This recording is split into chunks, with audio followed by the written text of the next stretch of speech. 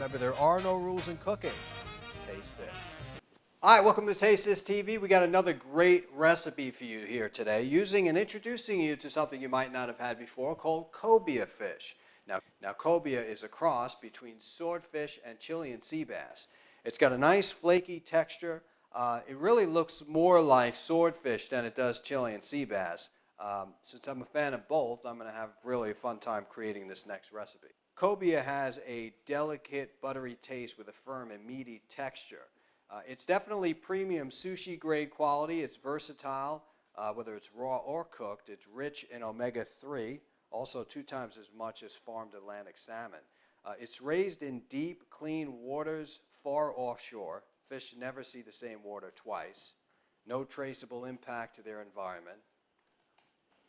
Open Blue raises their sashimi-grade cobia in the pristine deep ocean, far away from the coastal ecosystems where the fish never see the same water twice. And I think that's very important when it comes to eating fish and making sure or knowing what kind of fish you're eating.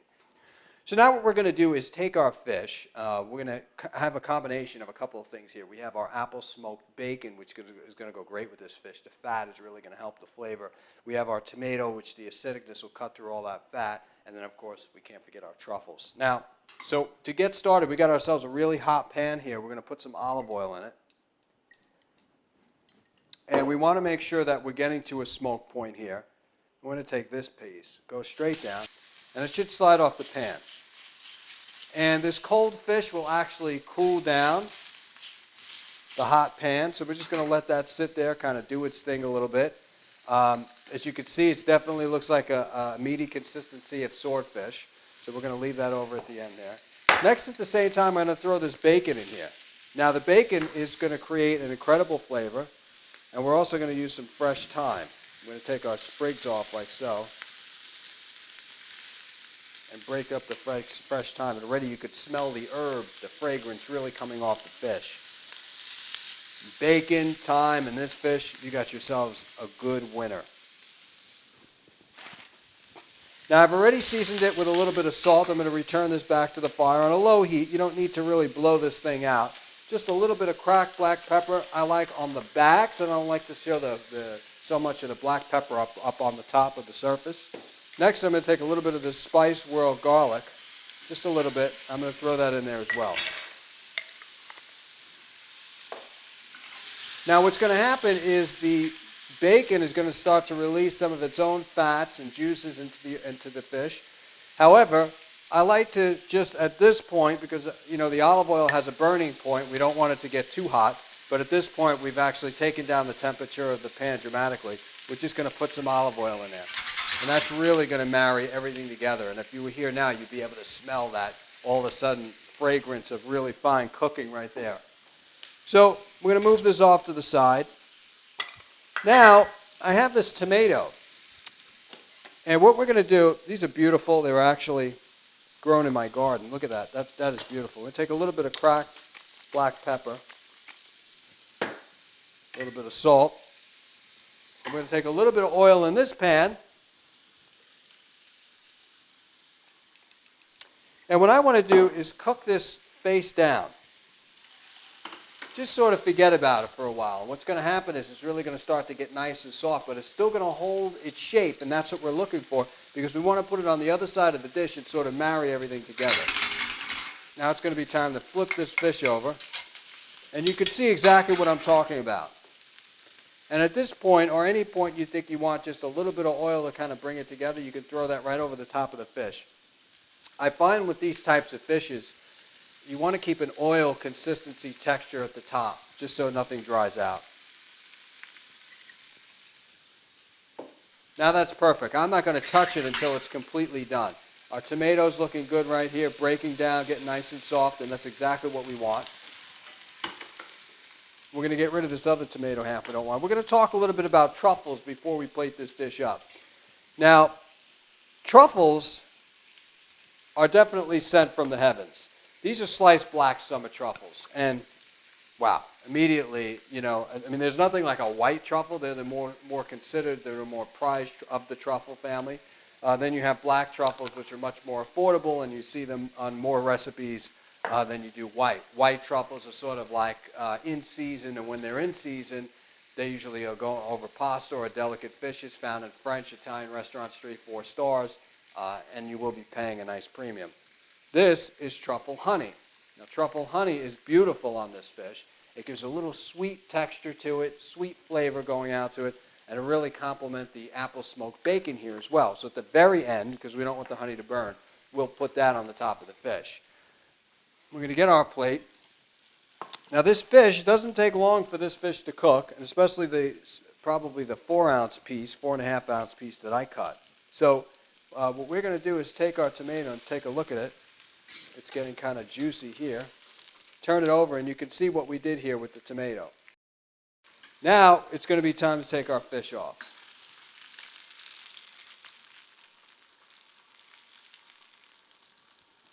I'm going to put a fish just like this. And we got all this incredible, and you can see this really nice texture here. Wow, combination of garlic and everything else just is perfect. We're going to put this bacon right over the top. Wow, surf and turf at its finest. And we're just going to take a little bit of this liquid that we have, pour it over the top.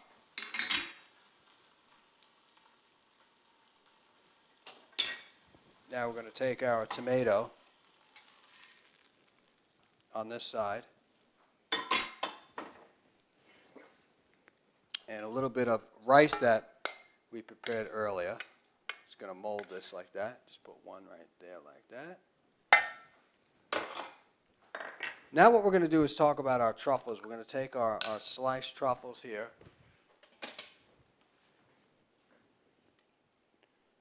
And we're going to put them delicately on the fish. And this black truffles has got a little hint of truffle oil in there as well.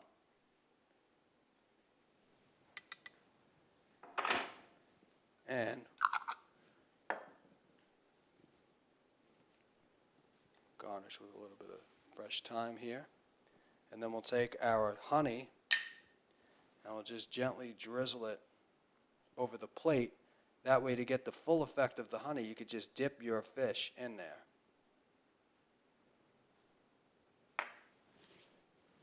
So there you have it. So here you have it. Here's our dish of cobia. And as we mentioned, really perfect consistency and flavor with the apple smoked bacon. It really pairs nicely with the fish, the texture of the fish as well. We had some black sliced truffles on here, and we can't forget our truffle honey. Up next, we got a salmon dish you're not going to want to miss. So don't go anywhere on Foody TV. Taste this. Okay, now we're getting started on the next great recipe. You know, talking about sterling salmon. Is there a difference with salmon? I mean, there's so many different cuts of salmon and where you get them from, farm raised, wild, this, that, the third. Yes, there is. There is definitely a difference in where you get your salmon. This company, Sterling Salmon, has got incredible product. If you look at the flesh here on the fish, this is the color it should be. I mean, it's got a beautiful pink to orange consistency here. And if you look at this is the actual whole salmon before it was actually filleted. And you can see that the eyes are clear. The mouth is nice, and there's no slime on it or anything like that. Look at the silk texture of the actual outside of the fish, and then the inside. This is how your salmon should be. Sterling Salmon has been providing high-quality salmon from the crystal clear ocean waters of British Columbia for 26 years. Every fish is hand-selected for perfection by their specialists. Sterling provides whole fish as well as fillets, but they want to encourage everyone to follow them at Twitter and like them on Facebook at Sterling Salmon. And we're going to get started on some great salmon dishes coming up right now. All right, so we're just going to take our fish, put it in the back for now. We'll get to eating that. I mean, there's so many ways of cutting the salmon, really. I mean, there's so many ways of cooking the salmon, from steaming it to poaching it to searing it to baking it. You know, the list goes on and on. However, in playing around with this ingredient, I've gotten lemon, onion, feta cheese, and green sprouts. And normally I don't really put cheese with fish, but the combination of the feta cheese, because of the saltiness and the fact that I'm not going to salt the fish ahead of time, really goes great. And you have to caramelize these onions. This is exactly what we're going to do. So first, let's take our hot pan. Let's put some oil in it. Want to make sure that the pan is hot, which it is. And we're going to take our salmon, put a little bit of cracked black pepper. We're going to put it this side down. And again, if it starts to move away from the pan, you've just told yourself that it's not going to stick. And once it gets to that point, it's never going to stick. So the people have this misconception that if you don't use this a nonstick pan, you're at a huge disadvantage. And it really just depends on how you know how to cook fish. You have to get to know that the pan has to be really hot. You have to use an oil that has a high smoking point. You have to be able to adjust the temperature. But your fish is better off in this pan than it is in the nonstick. That I can tell you. Now, we've got some more oil here. And what we're going to do is add some of these onions. These are red onions. And red onions go really good with feta. I don't know, it's just this thing they have together. And what we're going to do with the onions is throw some cracked black pepper on that baby. Now, typically, I like my salmon mid-rare, so I don't go to the point where I kill the salmon, but I just want to make sure that there's a nice sear on both sides, mid-rare consistency inside. And as long as I know where I'm getting my salmon, in this case, sterling salmon, I'm good with a mid-rare. Flip that over, and we got a nice consistency on the outside. And it's only at this point that I'll take some oil and put it on the top. I mean, salmon tends to be an oily fish anyway. It's rich in omega-3 fatty acids, etc. However, it's just my thing that I like even extra oil on this baby. We're just going to kind of let that sit there, do its thing. And again, we want a nice mid-rare seared on both sides. Come back to our onions. Now, what we're looking for with these onions is a caramelization and a consistency that we can fold this feta cheese in at the very, very, very end and put it on top of the salmon.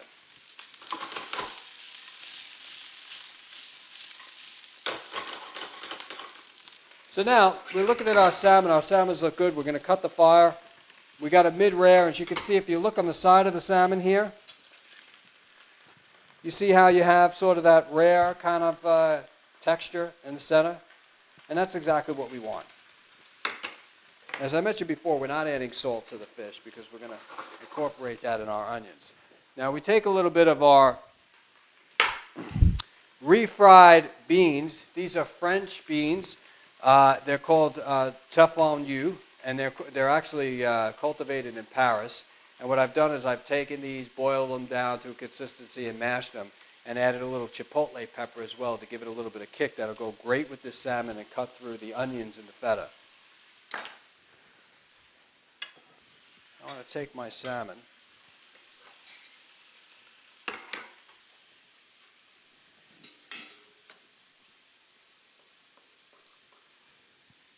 That's what I'm talking about. That's the beauty that we are looking for, my friends. Take a little bit of our refried beans here with chipotle pepper. You can see that consistency's in there. And we're going to take our salmon, lay it right on top there.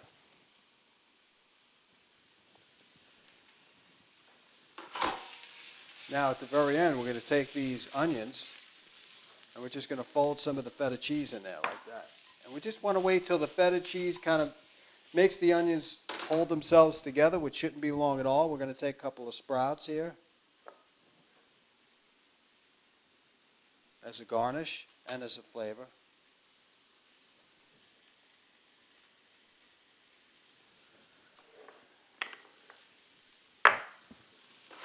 This is perfect. I'm going to take our onions, just put them into the center of the dish.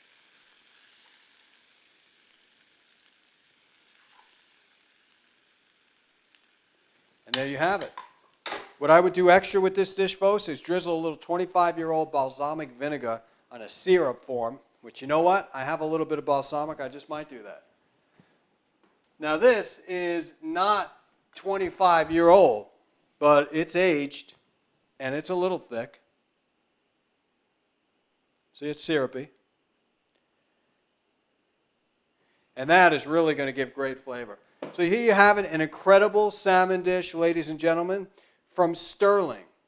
go and check them out. We're not finished yet. Another dish coming up that involves an incredible Latin-flavored chicken salad. Don't go anywhere. So another quick, great recipe using Del Real Foods. Now, one of my favorite, this is an incredible product because you really can take this product out of the box and eat it just the way it is, really. And they got everything, and I'm talking about from sauces to salsas to rice to chicken dishes to tamales. Del Real Foods has got you covered. Great, incredible product. I use it in every application, and you want to know what I really like about it? It's gluten-free. So now, what we're going to do is a chicken salad. I love their marinade on the chicken. And what I'm going to do is incorporate it in a couple of things using like a Chipotle kind of style chicken dish that is really going to be good. This is leg meat, so it's going to be really tender. So, you're not using the white meat because it tends to be a little bit dry. And it's really good product. You can freeze it. It's always great. We're going to be using these Chipotle peppers, too, involved in our salad. And this salad is really simple, but the balance of flavors are really incredible. And it's something you might not have thought about before. So we're going to take a thinly sliced cucumber.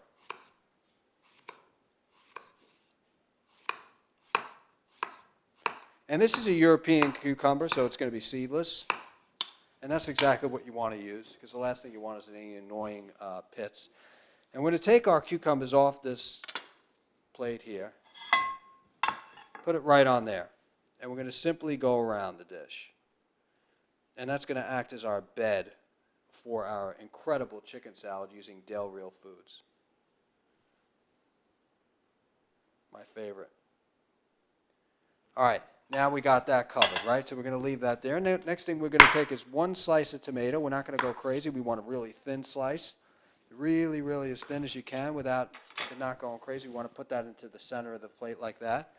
It's going to add some added flavor. And we're going to take some of this chicken, right? And it's already grilled. It's flavored. It's amazing. And we're going to take this leg meat, and we're going to dice it up just a little bit more than what it is now. And we're going to put this in this bowl. But before we do that, we're going to get all of our wet ingredients in here first. And I have some Greek yogurt. We're only using the Greek yogurt because I want a nice thick consistency, as you see here. And next, we're going to take some of these chipotles in adobo sauce. And we're going to put that in there or so. And we're going to take some red onions. And we're just going to mix these ingredients around first, because whenever you're doing some kind of a salad or a protein salad, you want to make sure that the wet ingredients are all mixed first. And make sure you're smashing that chipotle pepper. There you go. Now I smell it. Now you really smell it. And that's about the color that I was looking for, maybe a little darker. Now we're going to take this chicken and put it right in the pan. Put it right in the bowl. And it's got incredible flavors and balanced blends and stuff like that, which is exactly what we're looking for. And we're going to take our plate, and we're just going to mix this gently. And I'm telling you, you're not going to believe how this tastes. The flavor is incredible. And look, we have just enough of sauce that it doesn't overpower the chicken as well. So we're going to gently take that, put it in the center. There's always one that falls out. Get back in there. Go on top of this. This is a really nice, clean dish. It's gluten-free. It's really healthy for you. Now I just like to take some of these sprouts and just put it over the top. And then next, I like to take a little bit of this sauce and just give a dollop here, dollop there, and one more here. And you could see we have made this dish in literally under 5 minutes because we had a great product from Del Real Foods. They're incredible leg meat, marinated and grilled. We put a little spice on this. Look at what we got here. But we're not finished yet. We're going to take a little first cold pressed, this is beautiful olive oil, and we're going to go right over the top with it. Now that completes this dish. Ladies and gentlemen, thank you for watching this fun-filled episode of Taste This TV, sponsored by Del Real Foods. Incredible product. Check them out. Remember, there are no rules in cooking. Taste this.